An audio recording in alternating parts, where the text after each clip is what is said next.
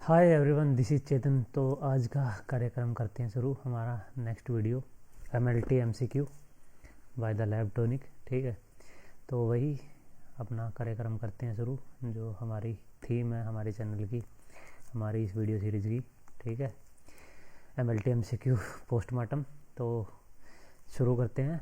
इससे पहले जितनी सारी वीडियोज़ है प्लेलिस्ट बनी हुई है भाई, प्लेलिस्ट में जाकर चेकआउट कर सकते हो, उन वीडियोज़ को जाकर देख सकते हो। ठीक है, प्लेलिस्ट सभी की बनी हुई है, अगर आपने नहीं देखी तो ज़रूर देख लेना। ये वीडियो आप किसी भी एग्ज़ाम के लिए देख सकते हो, whether you are preparing for CRE, PGI, ठीक है, PGI और जिपमर। ठीक है, कोई रिसर्च का एग्ज़ाम हो भाई, ICMR का, ठीक, CSIR का, ठीक है, ICMR का, CSIR का, कोई भी एग्ज़ाम हो, ठीक है, तो सभी के लिए ये वीडियो हेल्पफुल रहेगी। माइक्रोबायोलॉजी हम टॉपिक डिस्कस कर रहे हैं, हमारा माइक्रोबायोलॉजी सब्जेक्ट में मैंने वायरोलॉजी ऑलरेडी कवर करवा दी है। ठीक है, और माइकोलॉजी भी ऑलरेडी कवर है, बैक्टीरियोलॉजी भी। तो आज कुछ इम्पोर्टेंट MCQ है जो माइक्रो से, वो हम डिस्कस करने वाले हैं। फॉर द न्यू स्टूडेंट जो मेरे को नहीं जानते हैं, मेरा नाम है Chetan. I have done my BSc MLT from PGI Chandigarh. ठीक है, and this is the channel Labtonic. I am the founder of this channel. So let's get started guys. ठीक है, और कमेंट में बताना यार वीडियो इंग्लिश में रहेगी अच्छी या प्योर इंग्लिश में रखनी है आपके लिए। ठीक है, अगर प्योर इंग्लिश में बोलेगा तो प्योर इंग्लिश में भी वीडियो आ जाएगी। ठीक है तो अभी तो मिक्स चलेगा, हिंदी प्लस इंग्लिश। तो खैर चलते हैं, शुरू करते हैं। पहला क्वेश्चन है आपके सामने, आपकी कंप्यूटर की स्क्रीन पर। तो ये रहा देवी और सज्जनों, पहला क्वेश्चन।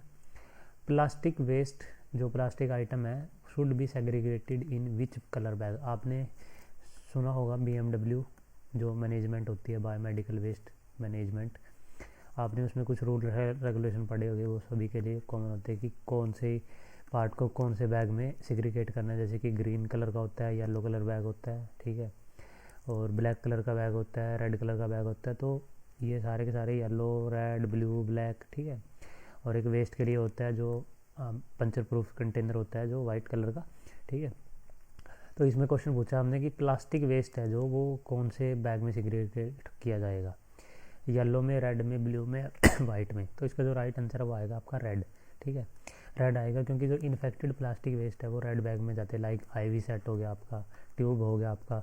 ठीक है, लेकिन आपको एक चीज़ याद रखनी है, प्लास्टिक में भी दो टाइप की प्लास्टिक होती है गाइज। प्लास्टिक में भी दो टाइप की होती है, एक तो होती है इन्फेक्टेड, एक होती है नॉन इन्फेक्टेड। एक मिनट, नॉन इन्फेक्टेड, जो नॉन इन्फेक्टेड जो प्लास्टिक है वो जाएगी आपकी उसमें, जो आपका जो ड्राई वेस्ट के लिए जो यूज़ करते हो, जो मतलब कि जो जनरली जो ड्राई वेस्ट के लिए यूज़ करते हैं, कई जगह ब्लैक भी करते हैं हॉस्पिटल सेटिंग में। ठीक है, तो ब्लैक में जाएगी। जर्नल वेस्ट का जो आपका बीन है ना, उसमें जाएगी नॉन इन्फेक्टेड जो हाउस होल्ड प्लास्टिक है। ठीक है, रेड उसके लिए है जो इन्फेक्टेड प्लास्टिक है। ठीक है, रेड उनके जिसमें इन्फेक्टेड है। ठीक है, as per the waste management rule, specially if the hospital और लैब वेस्ट। ठीक है, तो प्लास्टिक हो जाएगी आपकी रेड में। ठीक है, येलो किसके लिए यूज़ करते हैं, जो एनाटॉमिकल वेस्ट होता है। ठीक है, सॉइल ड्रेसिंग होता है, सॉइल ड्रेसिंग जिनमें मतलब कि जो ड्रेसिंग्स होती हैं जो हॉस्पिटल में यूज़ होती हैं। ठीक है, सॉइल ड्रेसिंग, एनाटॉमिकल वेस्ट, कोई भी किसी का कोई अंग कोई रिमूव किया है तो वो एनाटॉमिकल वेस्ट में जाएगा। लैब के कल्चर मीडिया, जो कल्चर प्लेट्स होती है जो अगार आप यूज़ करते हो। ठीक है, कल्चर अगार, वो टिश्यूज़। ठीक है, कोई भी टिश्यूज़, जैसे मैंने बताया जो हिस्टोपैथोलॉजी में डिफरेंट टाइप के टिश्यू आते हैं। ठीक है, उसके बाद रेड किस में होगा, वो रेड में। और यहाँ से गाइस एक क्वेश्चन बनेगा ही बनेगा, क्योंकि बायोमेडिकल वेस्ट मैनेजमेंट एक बहुत ही कॉमन टॉपिक है और यहाँ से क्वेश्चन बनता ही बनता है। स्टरलाइजेशन एंड डिसइंफेक्टेंट, ये सारे टॉपिक है जो थोड़े से हॉट टॉपिक रहते हैं, ये हर एग्जाम में कहीं ना कहीं क्वेश्चन फंसता है इन टॉपिक से। ठीक है, रेड में जैसे मैंने बताया सिरिंजेज जो इन्फेक्टेड सिरिंजेज होती है, लेकिन विदाउट नीडल, ये आपको याद रखना, विदाउट नीडल जो सिरिंजेज है वो यूज होती है, क्योंकि नीडल तो आपको पता है ना, पंचर प्रूफ कंटेनर में हम डालते हैं, पंचर प्रूफ में। कैथेटर हो गया, IV सेट हो गया, ग्लव्स हो गए, ये सारे के सारे रेड में जाएगा। उसके बाद ब्लू में और येलो में आपको पता होगा मास्क भी येलो में ही जाता है। ठीक है, मास्क भी येलो में जाता है। ब्लू में क्या क्या जाएगा भाई, ब्लू या वाइट ट्रांसल्यूसेंट में जाएगा आपके जो ग्लासवेयर, जो शार्प वेस्ट होता है। ठीक है, शार्प वेस्ट होता है, जैसे कि नीडल, ब्लेड, तो वो वाइल्स एम्प्यूल वो जनरली वो ब्लू में जाता है, ठीक है। जो ग्लास वाले हैं, ग्लास वाली आइटम है, जैसे ग्लास वाली आइटम है, कोई ट्यूब टूट गई वो उसमें जाएगी वाइल, ठीक है। कोई एम्प्यूल है वो शार्प, जैसे कि स्कैल्पल हो गया, निडल हो गया, ये सारी किस में जाएगी, puncture proof white translucent box में, ठीक है। अगर आपकी डिमांड आई तो एक बायोमेडिकल वेस्ट मैनेजमेंट के ऊपर एक वीडियो आ जाएगी, अगर आपकी डिमांड आई तो। उसके बाद ब्लैक मैंने बताई है जनरल हाउस होल्ड वेस्ट के लिए, कोई भी एक्सपायर्ड मेडिसिन है, साइटोटॉक्सिक ड्रग है, ठीक है। खैर जो साइटोटॉक्सिक ड्रग है उसके लिए हम येलो बीन यूज़ करते हैं और उसके ऊपर हमारा साइन होता है साइटोटॉक्सिक का, जैसे बायोहजार्ड का साइन होता है ना ऐसे करके, तो उसमें साइटोटॉक्सिक का साइन होता है ऐसे, ठीक है। तो इन्फेक्टेड प्लास्टिक के लिए वही हमारा रेड वेस्ट है, इसका जो है राइट आंसर है बी, इसका राइट आंसर है। तो ये था पहला क्वेश्चन आज का दूसरा क्वेश्चन डिस्कस करते हैं। दूसरा क्वेश्चन क्या है, दूसरा क्वेश्चन आपके सामने आपकी कंप्यूटर की स्क्रीन पर ये रहा देवी और सज्जनों, ठीक है। दूसरा क्वेश्चन भी बायोमेडिकल वेस्ट से ही है। क्वेश्चन दिया हुआ है कि ऑल ऑफ द फॉलोइंग, इन्होंने क्या क्वेश्चन है और क्वेश्चन पढ़ लेते हैं। All of the following are potentially highly infectious specimen for occupational injury except. Occupational injury यानी कि जब आप कोई वर्क प्लेस पर अगर कोई इंजरी होती है उसको ऑक्यूपेशनल इंजरी बोलते हैं, ठीक है। तो इनमें से कौन सी, मतलब इनमें से चारों के चारों क्या है कि पोटेंशियली हाईली इन्फेक्शियस स्पेसिमेन है एक्सेप्ट वन, वो कौन सी है जो नहीं है, ठीक है। एक्चुअली में वैसे तो इसका जो आंसर है, क्योंकि सलाइवा भी तो कई बार इन्फेक्टेड हो सकता है, लेकिन अभी आपको इसमें से सबसे मतलब कि अब क्वेश्चन आ गया, मान लो यही क्वेश्चन आ गया, तो इसमें से कौन सा चूज करोगे। तो इसमें से जो लीस्ट इन्फेक्टेड है वो आप चूज़ करो, जैसे सलाइवा इसका राइट आंसर है, क्योंकि सभी को हम जो भी हमारे पास सैंपल आता है लैब में, हम उनको एज ए पोटेंशियल हजार्ड मतलब बायो हजार्ड ही उसको ट्रीट करते हैं, ठीक है। तो इसका जो राइट आंसर है इस क्वेश्चन के अकॉर्डिंग वो है आपका सलाइवा, लेकिन सलाइवा भी कई बार इन्फेक्टेड हो सकता है, तो उस हिसाब से फिर आपको उस हिसाब से आंसर सोचना है। उसके बाद ये आपको पता होना चाहिए ओसा की फुल फॉर्म। ओसा है occupational safety and health administration, ठीक है। ये यूएस में है, ठीक है। OSHA occupational safety and administration. According to OSHA blood borne pathogen transmitted blood borne pathogen standard, saliva is not considered potentially infectious material unless it is from the dental procedure or by visibly contaminated with blood, ठीक है। ये according to ओशा है भाई, ठीक है। अब आपके institute में कौन से रूल फॉलो होते हैं वो उस पर डिपेंड करता है, ठीक है। अकॉर्डिंग टू ओशा जो सलाइवा है वो पोटेंशियली इन्फेक्शियस नहीं है, लेकिन बड़े ध्यान से करना भाई, ऐसा नहीं है कि आपको अपने बेयर हैंडेड से सलाइवा को ट्रीट करना है, ग्लव्स डाल के ही यूज़ करना है, ठीक है। ग्लव्स डाल के मतलब उसको ट्रीट करना जो टेस्ट लगाते हैं, ठीक है। अदर बॉडी फ्लूइड जैसे कि ब्लड हो गया, सीमन हो गया, CSF हो गए, सारे के सारे पोटेंशियली इन्फेक्शियस मटेरियल में आते हैं, ठीक है। Because they have been linked with transmission of blood borne pathogen like HIV, hepatitis B and hepatitis C virus, ठीक है। तो ये सेकंड क्वेश्चन था। उसके अलावा मैंने वही why the other option are incorrect, ये वही जैसे मैंने ऊपर बताया कि ब्लड भी पोटेंशियली इन्फेक्शियस ही होता है, हाईली इन्फेक्शियस होता है। सीमन भी ओशा के स्टैंडर्ड के अकॉर्डिंग इन्फेक्शियस है और CSF भी, ठीक है। तो अगला क्वेश्चन है वो है आपका है जो आप एयर सैम्पलिंग लेते हो, तो air quality of OTs can be performed by all of the following method except. जो आप मेथड यूज़ करते हो ओटीज में, ओटीज की जो एयर है उसकी जो इन्फेक्शन कंट्रोल एस्पेक्ट पे जो हम यूज़ करते हैं, ठीक है। तो इनमें से कौन सा मेथड है जो कि ओटीज में परफॉर्म नहीं किया जा सकता, ठीक है, बताना है। Settle plate, particle count, slit chamber, sampler या डी प्रेजेंस एब्सेंस। इसका जो राइट आंसर है वो आपका डी है, प्रेजेंस एब्सेंस, क्योंकि सेटल प्लेट भी हम यूज़ करते हैं ओटी में, ओटी की स्टरलिटी देखने के लिए कि ओटी आपका कितना स्टराइल है। उसके बाद पार्टिकुलेट काउंट भी यूज़ करते हैं। अब जो सेटल प्लेट है, जो सेटल प्लेट हो गया, स्लिट सैम्पलर हो गया, ठीक है, एयर सैम्पलर और पार्टिकल काउंटिंग, ये सारे के सारे एयर क्वालिटी को मतलब कि नापने के एक तरह से एयर क्वालिटी को इवेलुएट करने के सारे मेथड है, जो एयरबोर्न कंटामिनेशन होती है जो ओटीज में, उसको देखने के लिए। उसके बाद प्रेजेंस एब्सेंस, ये तो कोई ये टेस्टिंग ये एक मतलब ये क्वालिटेटिव मेथड है, ठीक है, जो कि वाटर बैक्टीरियोलॉजी में यूज हो जाता है, ठीक है। नोट फॉर द क्वांटिटेटिव और सेमी क्वांटिटेटिव असेसमेंट ऑफ, ये पानी के लिए यूज होता है प्रेजेंस ऑफ, जो कोलीफॉर्म्स आप देखते हो पानी में, ठीक है, कोलीफॉर्म्स, वेयर माइक्रोबियल काउंट्स और ये सारे के सारे आपके वही है। अब थोड़ा सा सेटल प्लेट के बारे में जानते हैं। सेटल प्लेट क्या होता है। सेटल प्लेट में हम क्या करते हैं, ये एक standard passive method for semi quantitative determination है। पहले आपको ये पता होना चाहिए शटल प्लेट माइक्रोबियल कंटामिनेशन देखने के लिए एयर का, ठीक है। इसमें क्या करते हैं शटल प्लेट में, वही कि आकार की प्लेट के ऊपर हम कितने मतलब एयर आई, फिर उसके बाद वो शटल प्लेट मेथड होता है, ठीक है। स्लिट चैम्बर ये भी एक एक्टिव एयर सैम्पलिंग डिवाइस है, ठीक है, which actively draw a specific volume of air into a culture medium, ठीक है। स्लिट चैम्बर वही ऐसे एक चैम्बर होता है, उसमें आकार की प्लेट रखी होती है, ठीक है। तो उसके बाद एक्टिव एयर सैम्पलिंग, ठीक है, ये ज़्यादा मतलब कि ज़्यादा स्ट्रिंजेंट मेथड है as compare to the shuttle plate method, ठीक है, for quality check in critical care area like ICU, ठीक है, OT। तो ये स्लिट चैम्बर होता है, ठीक है। उसके बाद पार्टिकुलेट काउंट वही इलेक्ट्रॉनिक पार्टिकल काउंटिंग अल्टरनेटिव और सप्लीमेंट्री मेथड है, ठीक है, जो HEPA फिल्टर सिस्टम के लिए हम ये यूज़ करते हैं पार्टिकुलेट है माइक्रोबियल कंटेमिनेशन के लिए, जो ये होता है पार्टिकल काउंट, ठीक है। Electronic particle counting is use as alternative और supplementary method particularly with HEPA filter, ठीक है। HEPA की फुल फॉर्म आपको पता होना चाहिए भाई HEPA की फुल फॉर्म पता होना चाहिए, ठीक है, हाई एफिशिएंसी पार्टिकुलेट एयर, ये इसकी फुल फॉर्म है। कई बार क्वेश्चन पूछा जा सकता है, कई बार कहीं मतलब कि कहीं PYQ हो जाइए, ठीक है, PYQ आइए कहीं एग्जाम से पूछा गया है, ठीक है, HEPA फिल्टर के ऊपर।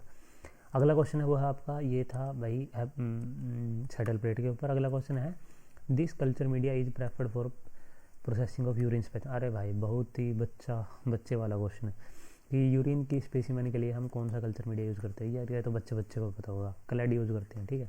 क्लैड की फुल फॉर्म भी आपको पता होनी चाहिए भाई, क्लैड की फुल फॉर्म क्या होता है, D है यहाँ पर, ठीक है। क्लैड की फुल फॉर्म आपको पता होनी चाहिए, क्लैड की फुल फॉर्म पेपर में आती है, कई बार क्लैड की फुल फॉर्म ही पूछ ली जाती है। तो क्लैड की फुल फॉर्म है वो है सिस्टीन लैक्टोज इलेक्ट्रोलाइट डेफिशिएंट अगार, ठीक है, सिस्टीन लैक्टोज इलेक्ट्रोलाइट डेफिशिएंट अगार, ये कि यूरिन कल्चर के लिए यूज़ करते हैं because it support the growth of most urinary pathogen, ठीक है। जो मोस्टली जो यूरिन में डिजीज़ कोज करते हैं, जो यूरिनरी ट्रैक्ट में जो यूरिन में पाए जाते हैं पैथोजन, उनके लिए मोस्टली ये रूटीनली यूज़ होता है, क्योंकि इसमें जो अभी यहाँ पे लिखा हुआ जैसे इलेक्ट्रोलाइट डेफिशिएंट अगार, तो अगर इलेक्ट्रोलाइट डेफिशिएंसी होगी तो वो जो प्रोटियस आपको पता है स्वार्मिंग प्रोड्यूस करता है, तो ये स्वार्मिंग को इनहिबिट करेगा। आपको कई बार ये भी पूछ लेते हैं कि जो क्लैड है, क्लैड में जो इलेक्ट्रोलाइट डेफिशिएंसी है, मतलब इलेक्ट्रोलाइट जो डेफिशिएंट होते हैं, तो वो क्या किस चीज़ में हेल्पफुल करते हैं, तो वो हेल्प होता है आपकी स्वार्मिंग, प्रोटियस की स्वार्मिंग को रोकता है, ठीक है। Electrolyte deficiency will prevent the swarming of Proteus, ठीक है, which can otherwise make colony counting and isolation, क्योंकि स्वार्मिंग पूरी प्लेट पे ऐसे स्वार्मिंग हो जाएगी तो उससे हमें और जो अदर बैक्टीरिया की जो कॉलोनी है वो काउंट करना मुश्किल हो जाएगा, ठीक है।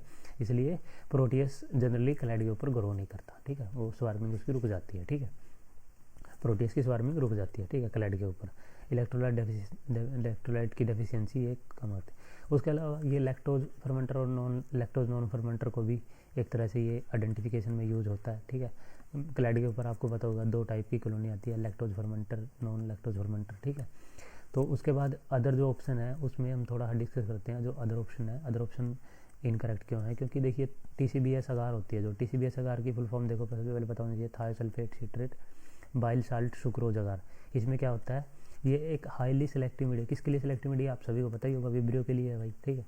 विब्रियो के लिए जो स्टूल सैंपल आता है, स्टूल विब्रियो कोलेरा के लिए, तो उसमें ये यूरिन के लिए नहीं यूज करिए, तो ये स्टूल के लिए यूज किया जाता है, आपको ये पता होना चाहिए, ठीक है। TCBS की फुल फॉर्म पता होनी चाहिए भाई, TCBS का कलर पता होना चाहिए मीडिया का कैसा होता है, ठीक है, थोड़ा ग्रीनिश होता है, ठीक है। उसके बाद चॉकलेट अगार क्या है, एक एनरिच्ड मीडिया है, ठीक है। चॉकलेट अगार जो हीटेड ब्लड अगार जिसको बोलते हैं, ठीक है, हीटेड ब्लड अगार, ठीक है। तो हीटेड ब्लड अगार चॉकलेट अगार किस लिए यूज होता है, जो फास्टिडियस ऑर्गेनिज्म है जैसे कि हीमोफिलस हो गया, निजेरिया हो गया, ठीक है, स्ट्राइल बॉडी फ्लूइड जैसे कि हीमोफिलस निजेरिया, ठीक है, जनरली ये यूरिन के लिए नहीं यूज किया जाता। चॉकलेट में फैक्टर, ये 2 फैक्टर पाए जाते हैं जिसकी वजह से फिर वो हीमोफिलस की ग्रोथ को प्रमोट करते हैं, ठीक है। उसके बाद है XLD की फुल फॉर्म आपको पता होनी चाहिए, जाइलोज लाइजिन डीऑक्सीकोलेट अगार, ठीक है। जाइलोज शुगर होती है इसमें, लाइजिन डीऑक्सीकोलेट अगार, ये भी एक सेलेक्टिव और डिफरेंशियल मीडिया है। ये जो ग्राम नेगेटिव एंटेरिक पैथोजन होते हैं, जो एंटेरोबैक्टीरिया जैसे कि सैल्मोनेला और रोसेगिल्ला, ठीक है। सैल्मोनेला शिगेल्ला के लिए यूज़ किया जाता है XLD। ये थोड़ा थोड़ा सा ऑरेंज सा टाइप का मीडिया होता है ये, ठीक है, XLD, ठीक है। फिकल और अदर क्लिनिकल स्पेसिमेन के लिए XLD यूज़ करते हैं हम। XLD ये भी पूछ लिया जाता है कि कौन किसके लिए यूज़ होता है, तो सैल्मोनेला और शिगेल्ला के लिए यूज़ होता है। अगला क्वेश्चन है वो है आपका question number 5, dash is not an agent of dysentery, ठीक है। डिसेंट्री इनमें से कौन सा बैक्टीरिया ऐसा है जो कि डिसेंट्री कोज नहीं करता है? ए शिगेल्ला, बी एंटमीबा हिस्टोलिटिका, बी पैराहीमोलिटिकस या डी विब्रियो कोलरी। तो विब्रियो कोलरी है जो वो आपका डिसेंट्री कोज नहीं करता, वो तो क्या करता है, डायरिया कोज करता है, ठीक है, डायरिया कोज करता है। आपने पढ़ा होगा जो विब्रियो कोलरा होता है वो bloody diarrhoea with mucus produce करता है, ठीक है, ठीक है। सॉरी, जो डिसेंट्री होती है, एक्चुअली डिसेंट्री को ही ब्लडी डायरिया बोलते हैं। तो विब्रियो कोलरा है वो मतलब डिसेंट्री का कोजेटिव एजेंट नहीं है, ठीक है। जो ये मतलब विब्रियो कोलरा है ये ब्लडी डायरिया कोज नहीं करता, ये वाटरी डायरिया कोज करता है, ठीक है। जो राइस वाटर स्टूल आपने सुना होगा, राइस वाटर स्टूल मतलब थोड़ी सी स्टूल की जो कंसिस्टेंसी होती है काफ़ी मतलब पानी की तरह होती है, जैसे चावल का जो पानी होता है ना उसके जैसा, ठीक है। तो राइस वाटर स्टूल विब्रियो में प्रोड्यूस होता है, ठीक है। और जो डिसेंट्री होता है उसमें क्या होता है, ब्लड आता है, ब्लड विद म्यूकस आता है, ये डिसेंट्री में आता है। तो ये डिसेंट्री जो कि विब्रियो कोलरा का करेक्टरिस्टिक फीचर नहीं है, ठीक है। शिगेल्ला से जो डिसेंट्री होती है उसको बोलते हैं बैसिलरी डिसेंट्री, ठीक है, क्योंकि वो शिगेल्ला क्या है, एक बैसिलस है, ठीक है।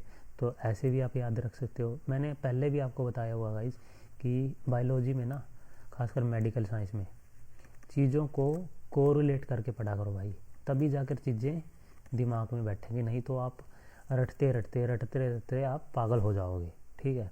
अब जैसे इसमें शिगेल्ले वाली है, शिगेल्ला क्या है भाई, बैसिला ही है, ठीक है। कौन सी डिसेंट्री कोज करेगा, बैसिलरी डिसेंट्री कोज करेगा। तो ये थोड़ा सा आप एक तरह से आप अपनी थोड़ी सी बुद्धि लगा के भी कर सकते हो, ठीक है। अगर क्वेश्चन आपको नहीं भी बताया शिगेल्ला, अगर उसमें कोई और भी ऑप्शन दिया हुआ है जैसे कि शिगेल्ला के साथ, तो थोड़ा सा कन्फ्यूजन हो सकता है। लेकिन अगर आपको पता है बैसिला या डिसेला, अब जैसे एंटमीबा हिस्टोलिटिका है, एंटमीबा क्या है, एक तरह से अमीबा है, अमीबिक डिसेंट्री कोज करता है, ठीक है। ये क्या है, एक पैरासाइट है, ठीक है, एंटमीबा हिस्टोलिटिका। तो अमीबिक डिसेंट्री होती है जो एंटमीबा हिस्टोलिटिका के द्वारा होती है। और विब्रियो जो पैराहीमोलिटिकस है ये भी डायरिया कोज करता है, समटाइम्स जो ब्लडी डायरिया, ठीक है, एंट्राइटिस जिसको बोलते हैं। इन सभी में सारे के सारे में डिसेंट्री लाइक सिम्टम होते हैं, जबकि विब्रियो जो कोलरा होता है उसमें क्या होता है, ये इसमें हम सिर्फ और सिर्फ क्या होता है, वाटरी डायरिया कोज होता है, ठीक है। शिगेल्ला यार भाई बैसिलरी डिसेंट्री जिसमें ब्लड पहले म्यूकस आता है, ठीक है। एंटमीबा हिस्टोलिटिका भाई अमीबिक डिसेंट्री जिसको अमीबियासिस भी बोलते हैं, इसमें भी ब्लड आता है। उसके बाद विब्रियो पैराहीमोलिटिस का ये गैस्ट्रोएंटेराइटिस कोज करता है सी फूड के खाने से, ठीक है, इसमें भी ब्लडी डायरिया होता है। जबकि जो विब्रियो कोलरा है उसमें जो होता है वो सीवियर वाटर डायरिया होता है, ना कि ब्लडी डायरिया, ठीक है। तो इसमें सीवियर वाटर डायरिया होता है। तो यही क्वेश्चन थे गाइज आज के। आई होप कि आपको अच्छी लगी होगी वीडियो। तो आज की वीडियो करते हैं यहीं पे एंड। अगर आपको अच्छी लगी हो तो एक लाइक आप कर सकते हो, ठीक है, अगर अच्छे लगे, अच्छे क्वेश्चन अच्छे लगे हो तो, ठीक है। बाकी कोई डाउट हो तो कमेंट बॉक्स आपके लिए खुला ही है, कमेंट किया करो भाई। कमेंट बॉक्स में जब तक आप कमेंट नहीं करोगे तब तक मुझे कैसे पता लगेगा कि मेरा कंटेंट हेल्पफुल है आपके लिए, नहीं है, ठीक है। बेशक आप बताओ कि फीडबैक दो कि सर इस चीज़ को इम्प्रूव करो, मैं डेफिनेटली उस चीज़ को इम्प्रूव करूँगा, ठीक है। बाकी अगर फेसबुक चलाते हो तो पेज को भी लाइक कर सकते हो, फेसबुक के पेज को, लिंक आपको डिस्क्रिप्शन बॉक्स में मिल जाएगा। बाकी और क्या बताऊँ, शेयर कर देना यार अगर अच्छी लगी वीडियो, सब्सक्राइब कर लेना भाई, ठीक है, सब्सक्राइब कर लेना अगर कंटेंट थोड़ा सा भी हेल्पफुल लग रहा हो, और बेल आइकन को भी दबा लेना ताकि न्यू वीडियो की अपडेट आपको सबसे पहले मिले, ठीक है। और क्या, शेयर कर दो, सब्सक्राइब कर दो, यही बोलते हैं भाई सभी लोग, तो कर दो भाई। उसके बाद अगर इंस्टा की मैंने आईडी बताई दी है, चेतन, ठीक है, _कांडे, ठीक है, ये इंस्टा की आईडी है। कोई जेन्युइन डाउट हो तो आपको रिप्लाई ज़रूर मिलेगा। तो अगर आपका कोई जेन्युइन डाउट है तो ये इंस्टा की आईडी है, इंस्टा पर आप मुझे फॉलो कर सकते हो। अगर आपको कोई जेन्युइन डाउट है तो ज़रूर आपको रिप्लाई मिलेगा। बाकी पढ़ते रहो यार, मेहनत करते रहो, पढ़ने से ही सब कुछ होगा, ठीक है। और जितना हो सके अपनी बुक्स से अपना नाता जोड़ो भाई, क्योंकि बुक्स से जो पढ़ लिया ना वो भाई नहीं भूलने वाला, ठीक है। ऐसे रैंडमली कितने मर्जी MCQ आप सॉल्व कर लो, जब तक आप इन डेप्थ नॉलेज नहीं होगी ठीक है। थोड़ा सा क्वेश्चन घुमाएगा एग्जामिनर और आपका गलत हो जाएगा, ठीक है। तो कोशिश करो बुक्स पढ़ने की, अच्छी जो बुक्स हैं वो पढ़ने की कोशिश करो। बाकी MCQ तो मैं करवा ही रहा हूँ। बाकी कोई डाउट हो तो ज़रूर कमेंट बॉक्स में आप अपना कमेंट कर सकते हो। चलो आपसे एक न्यू वीडियो में मिलता हूँ। नमस्कार दोस्तों, तब तक के लिए जय हिंद।